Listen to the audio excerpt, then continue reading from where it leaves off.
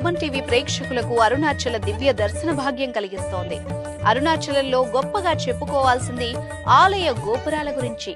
Drone సహాయం ద్వారా చిత్రీకరించిన ఈ వీడియోలు అందరినీ ఆకట్టుకుంటున్నాయి. అరుణాచల దివ్య క్షేత్రానికి ఎంత గొప్ప పేరుందో ఇక్కడి గోపురాలకు అంతే విశిష్టత ఉంది. తూర్పు వైపు గోపురం శ్రీకృష్ణ దేవరాయలు కట్టించారు. అదో అద్భుత కట్టడం. ఇక ఉత్తర దిక్కున ఉన్న గోపురాన్ని ఓ మహిళ కట్టించారట. ఆ గోపురాన్ని అమ్మని అమ్మన్ గోపురం అంటారు. పరమశివుడి అనుగ్రహం వల్ల యోగ శక్తిలో సిద్ధహస్తురాలైన అమ్మని అమ్మాళ్ అనే ప్రతి ఇంటికి వెళ్లి గోపురం కడుతున్నాం, దానం చేయండి అని అర్థించేవారట. పరమశివుడి అనుగ్రహం వల్ల యోగ శక్తిలో సిద్ధహస్తురాలైన అమ్మని అమ్మాళ్ ఆమె ప్రతి ఇంటికి వెళ్లి గోపురం కడుతున్నాం, దానం చేయండి అని అర్థించేవారట. డబ్బులు లేవు అని చెబుతారేమోనని వారి ఇళ్లలోని ఇనుప పెట్టెలు ఎక్కడ ఉన్నవి, అందులో ఎంత సొమ్ముంది చెప్పేవారట. దీంతో భయపడి విరాళం ఇచ్చేవారని, వాటితోనే ఆమె ఉత్తర గోపురాన్ని కట్టారని చెబుతూ ఉంటారు. ఇక్కడ ఉన్న మరో గోపురాన్ని బళ్ళాల మహారాజు కట్టించారు. దీన్ని కిరి గోపురం అంటారు. ఈ గోపురానికి ఓ కథ ఉంది. బళ్ళాల మహారాజు అపారమైన శివభక్తుడు.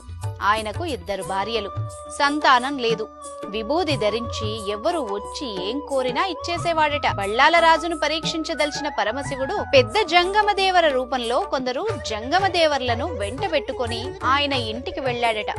అతిథి సత్కారాలు అయిన తర్వాత అందరూ దేవదాసీలను కోరగా మహారాజు పంపాడట. అయితే పెద్ద జంగమదేవరకు పంపడానికి దాసి లేకపోయిందట. దీంతో మహారాజు 2వ భార్య చెల్లమ్మ వచ్చి శివభక్తిలో ఎలాంటి లోపం రాకూడదు అని తానే వెళ్తానని అందిట. దీంతో ఆమె పెద్ద జంగమదేవర గదికి వెళ్లి నిద్రపోతున్న ఆయన్ను లేపేందుకు తాకగా పసి బాలుడిగా మారిపోయాడట. ఆ బాలుణ్ణి ఎత్తుకుని మహారాజు వద్దకు తీసుకురాగా రాజు చేతుల్లోకి తీసుకోగానే ఆ బిడ్డ అంతర్ధానమైపోయి కేవలం ఇలా మాటలు మాత్రమే వినిపించాయట. నీకు బిడ్డలు లేరని బాధపడొద్దు, నేనే నీ కుమారుణ్ణి, నీవు చనిపోయిన తర్వాత నీకు అగ్ని సంస్కారం నేనే చేస్తాను అని శివుడు వరమిచ్చాడట. బళ్ళాల మహారాజు తనువు చాలించిన తర్వాత పరమశివుడే స్వయంగా ఆయనకు దహన సంస్కారాలు చేశాడంటారు. బళ్ళాల మహారాజు చనిపోయిన రోజున ఇప్పటికీ అరుణాచల క్షేత్రంలో శివలింగం వద్దకు వచ్చి మరణ వార్తను తెలియజేస్తూ పత్రిక చదువుతారు. అనంతరం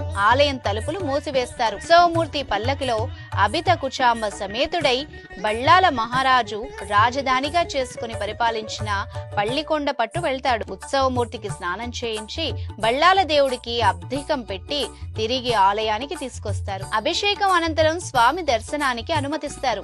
6-7 శతాబ్దాలుగా పరమశివుడే తన భక్తుడికి తద్దినం పెడుతున్న ఏకైక క్షేత్రం అరుణాచలం. ఆ బళ్ళాల మహారాజే ఆ గోపురాన్ని కట్టించాడు. ఇక కిరి పర్వతం పేరు వెనుకున్న మరో గాథ ప్రచారంలో ఉంది. అరుణాచలం ఆలయం లోపలికి వెళ్తే సుబ్రహ్మణ్య స్వామి ఆలయం వద్ద బొమ్మల ప్రకారం ఆ కథ అర్థమవుతుంది. ప్రౌఢ దేవరాయల వద్ద అరుణగిరినాథర్ ఆస్థాన కవిగా ఉండేవాడు. ఆయన కన్నా ముందు సంబంధన్ ఆస్థాన కవిగా ఉండేవాడు. అరుణగిరినాథర్ చిన్నతనంలోనే తల్లిదండ్రుల్ని కోల్పోయాడు. ఆయన సోదరి పెంచి పోషించగా వ్యసనపరుడై స్త్రీలోలుడిగా మారి స్వేచ్ఛగా తిరుగుతూ ఉండేవాడు. ఒకరోజు ఆమె చాలా బాధపడి నింద చేయడంతో వైరాగ్యం కలిగి ఆత్మహత్య చేసుకోవాలనుకున్నాడు. దీంతో బళ్ళాల మహారాజు కట్టించిన గోపురం ఎక్కి అక్కడి నుంచి దూకగా కింద పడుతుంటే సాక్షాత్తు సుబ్రహ్మణ్య స్వామి వారు అరుణగిరినాథర్ను పట్టుకుని రక్షించారట. సుబ్రహ్మణ్య స్వామి స్పర్శ కారణంగా జ్ఞానం పొంది కవిగా మారడంతో ప్రౌఢదేవరాయల ఆస్థాన కవి అయ్యాడని పురాణ గాథ. దీంతో సుబ్రహ్మణ్య స్వామిని నిత్యం వివిధ రకాల పూలతో అలంకరించేవాడట, అర్చించేవాడట. అయితే తెచ్చిన పూలు చాలక పరకాయ ప్రవేశం ద్వారా చిలుక రూపంలో వనాలకు వెళ్లి పారిజాత పూలు తెచ్చి పూజించేవాడట. అరుణగిరినాథర్ ఆస్థాన కవి కావడాన్ని సహించలేని సంబంధం దీన్ని గురించి అరుణగిరినాథర్ పరకాయ ప్రవేశం చేయగానే ఆయన శరీరాన్ని కాల్చివేశాడట. దీంతో అరుణగిరినాథర్ చిలుక రూపంలోనే ఆ గోపురంపై ఉండి సుబ్రహ్మణ్య స్వామిని సేవిస్తున్నాడని, ఇప్పటికీ పాటలు పాడుతున్నాడని అంటారు. అందుకు గుర్తుగా గోపురంపై పెద్ద చిలుక బొమ్మ కూడా ఉంటుంది.